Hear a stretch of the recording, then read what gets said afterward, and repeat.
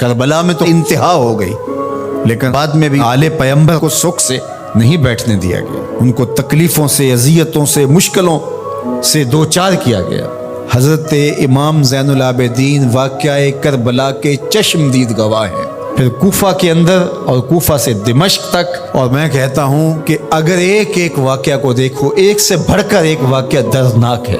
جب یہ تاراج قافلہ، لٹا ہوا قافلہ مدینہ المنورہ میں داخل ہوتا ہے، اور یہ خبر پہلے پہنچ گئی کہ وہ لٹا ہوا قافلہ مدینہ المنورہ میں داخل ہو رہا ہے، تو تمام اہل مدینہ گھروں سے باہر، حتیٰ کہ مخدرات بھی، خواتین بھی گھروں سے باہر نکل آئیں، اور جو ہی یہ قافلہ مدینہ المنورہ میں داخل ہوا تو خواتین اونٹوں کے ساتھ لپٹ گئیں، اور ان خواتین کے ساتھ لپٹ گئیں، اور آہ و بکا کا عجیب منظر تھا۔ حضرت عقیل کی صاحبزادی بہت اچھی شاعرہ بھی تھی، انہوں نے کچھ اشعار کہے، اور ایک شعر کا مفہوم آپ کے سامنے رکھتا ہوں۔ وہ چیخ چیخ کے کہہ رہی تھی، قافلے والو تم تو آ گئے ہو، مدینہ المنورہ کی کھجوروں کی شاخیں پوچھ رہی ہیں حسین کدھر ہے۔ اس شہر کی ریت کے ذرے پوچھ رہے ہیں حسین کدھر ہے۔ جب گئے تھے تو حسین اس قافلے کے ساتھ تھا، آج حسین نہیں تھے، حسین کا کٹا ہوا سر تھا۔ کیا آنسو بس سے ہوں گے اور کیا کیفیت ہوئی ہوگی اس وقت جب یہ قافلہ مدینہ المنورہ پہنچا، اور پھر سیدھا حضور کے روضے پہ، اپنے نانا کے حضور، اپنا دکھڑا جب انہوں نے پیش کیا۔ لفظوں میں وہ زندگی اور جان نہیں ہے کہ اس کیفیت کو بیان کیا جا سکے۔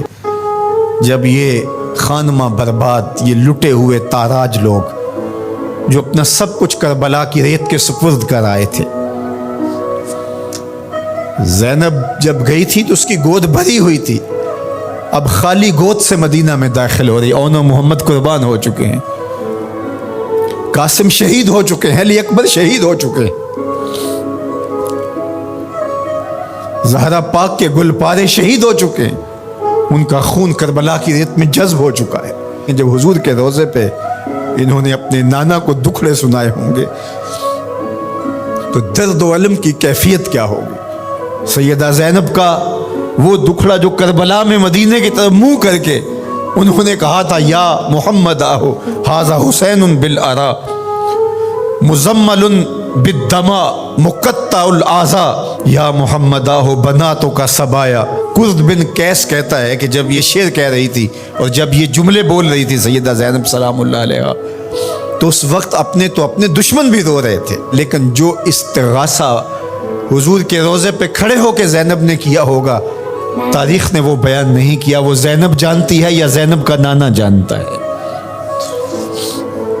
پھر وہاں سے یہ مقدس لوگ سیدہ زہرا سلام اللہ علیہا کی قبر پہ آتے، امام حسن کی قبر پہ آتے جنت البقیع میں، اور جو وہاں ہوا ہوگا، کوئی قلم ہے جو اس درد کی کیفیت کو لکھ سکے، کوئی خطیب ہے جو اس درد کو بیان کر سکے، اس کا کوئی نقشہ کھینچ سکے کہ کیا کیفیت ہوگی۔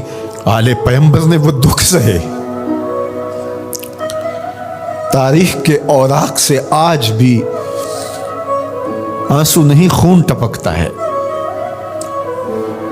ایسی سفاکیت بھی ہو سکتی ہے، تم نے راستے سے ہٹانا تھا ہٹا لیا، لاشوں پہ گھوڑے بھی دوڑاؤ گے، ہڈیاں بھی توڑو گے، کیا قصور کیا تھا ان گل رخوں نے۔ میرے تو حضور نے کہا تھا، اذکرکم اللہ فی اہل بیتی، میں تمہیں اپنے اہل بیت کے بارے میں اللہ سے ڈراتا ہوں، میرے اہل بیت کے بارے میں کوتاہی کا ارتکاب نہ کرنا، میرے اہل بیت کے بارے میں معاملے کی حساسیت کو سمجھنا۔ اذکرکم اللہ فی اہل بیتی 3 مرتبہ حج کے موقع پر میرے حضور نے کہا تھا کہ میں اپنے اہل بیت کے بارے تمہیں اللہ سے ڈراتا ہوں، اپنے اہل بیت کے بارے تمہیں اللہ سے ڈراتا ہوں۔ لیکن بے مروتی، سفاکی، ظلم، جبر، زیادتی، جور، شقاوت اس انتہا کو پہنچ گئی۔ دعا کرو کہ موت اہل بیت کی محبت میں آئے، قیامت کے دن ہماری ماؤں، بہنوں اور بیٹیوں کو سیدہ زہرا پاک کی سنگت نصیب ہو، اور ہمیں قافلہ حسینی میں شامل ہونے کی اللہ توفیق دے۔ जवानान जन्नत के सरदार इमाम हुसैन हैं, तो उनसे तो बना के रखनी पड़ेगी, फिर जन्नत तो तभी नसीब होगी। जन्नत के जवानों के सरदार हैं इमाम हुसैन रज़ी अल्लाह ताला अन्हु, और इनकी मोहब्बत दीन करार पाया, इनकी मोहब्बत सिखाई गई, इनकी मोहब्बत की तरगीब दी गई।